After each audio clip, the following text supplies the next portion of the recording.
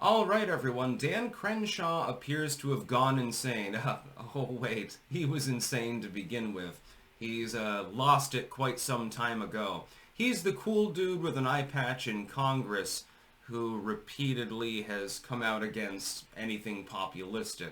Link in the description, archived of course, he threatened to kill Tucker Carlson. And this is not hyperbole. This was a hot mic moment. He came out and said, I'm going to fucking kill him, because Tucker Carlson had invited him on his show. He says, well, I'm going to fucking kill him. And, people are chuckling about that. But then he says, no, really, I'm going to fucking kill him. That's not necessarily the most decorum that you could expect from a member of Congress, although considering members of Congress snort coke and constantly chug booze, it's probably par for the course. But when you have a hot mic moment saying such a thing, that's a little bit different. Now, I have been skeptical of Tucker Carlson before. I spent a long time saying, look, he's saying populistic things, but he's not on a populistic network. He's working for the legacy media. Fox News is part of it. I love it when they use that term for other competing media organizations when they're part of the same cartel. That being said, when he got shit-canned there, which was inexplicable and made absolutely no sense whatsoever, he decided to go independent. And so he had a redemption arc. Dancrenshaw has had an anti-redemption arc. Well, I believe in MAGA populism. Yeah, I'm going to lower taxes, and I believe in, the Second Amendment and stuff. I'm a combat veteran, by the way. Did I remind you 5 times today? And then as soon as he gets into office, he lapses into unipartyism. So I am Team Carlson on this particular issue. And again, link in the description. You can listen to it for yourself if you go to the live link that's included there. Crenshaw has gone completely insane. Again, he already was, though. The fact is that some people just didn't recognize this more than anything else. Dan Crenshaw is a little bit of an enigma within politics. It's sort of like, imagine if Tulsi Gabbard turned evil or something like that. That would basically be Dan Crenshaw. You ride in on the wave of populism, but then you promptly abandon it as soon as the administration begins. He's been doing this for some time. He's been a frequent and vocal critic of populistic policies, and appears to be effectively eye patch John McCain more than anything else. So it's basically, let's start a war. Hey, why aren't you starting a war? What's wrong with you? By the way, the tax relief, that can wait for a few years. We'll talk about it in the next budget agreement or something like that. That's basically what Dan Crenshaw is. And this is something that is stuck in the craw of pretty much everyone within MAGA. Dan Crenshaw.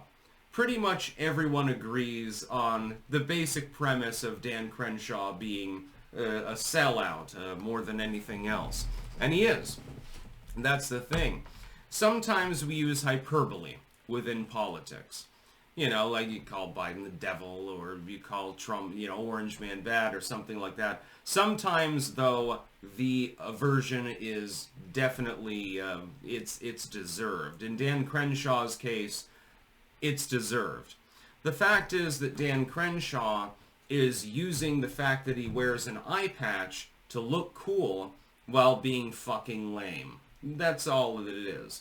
Tucker Carlson, meanwhile, who I believe is about a decade older than Crenshaw. Crenshaw's relatively young for congressional purposes. Tucker Carlson actually has a redemption arc.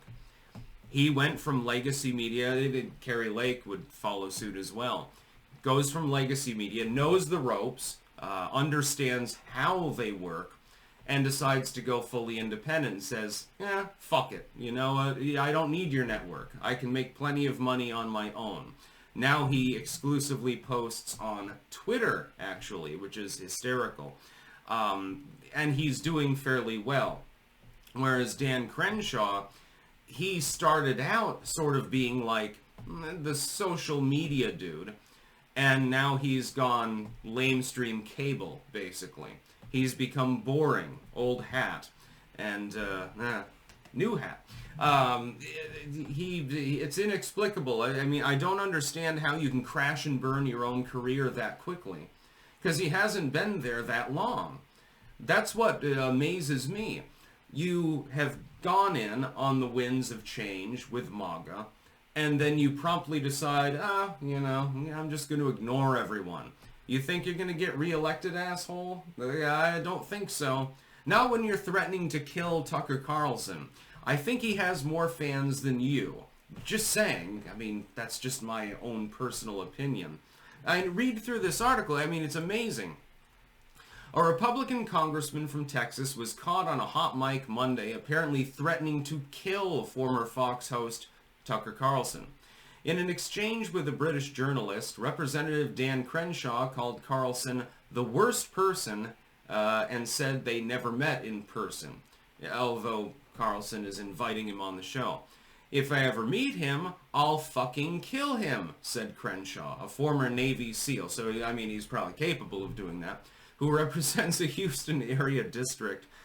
I mean, reading through this, I thought it was a joke at first. So many times over the last month, people have sent me news articles, and at first I assumed that they were satirical. I didn't realize that they were actually real, that this is actually real. He made the remarks following an interview with conservative British news channel. Conservatives in Britain are actually liberals, by the way. GB News, which published footage of the exchange. You can watch that for yourself. In the interview, Crenshaw criticized Carlson's opposition to U.S. aid for Ukraine, saying the pundit doesn't know what he's talking about.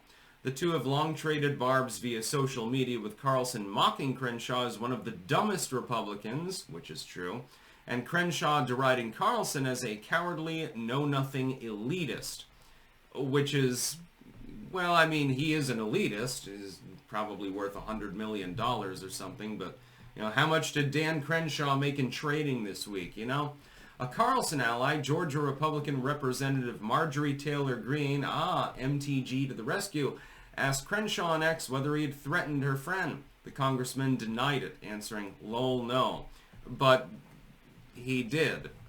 I mean, it might have been hyperbolic at the time, but Dancrenshaw has made statements like this before, I believe.